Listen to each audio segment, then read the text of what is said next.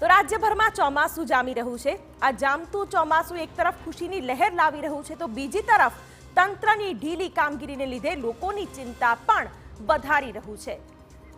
રાજ્યમાં સાર્વત્રિક વરસાદની શરૂઆત થઈ ગઈ છે।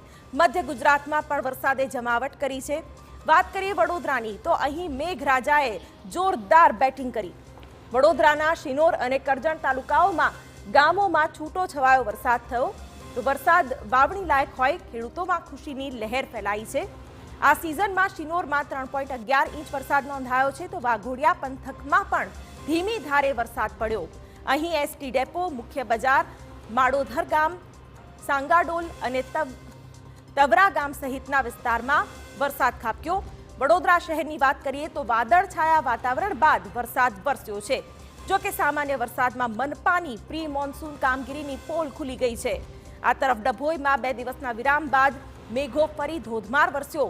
મહુડી, ભાગોળ, ST depot, railway station, Navapura વિસ્તારમાં વરસાદ થયો, તો નીચાણવાળા વિસ્તારમાં પાણી ભરાઈ ગયા હતા।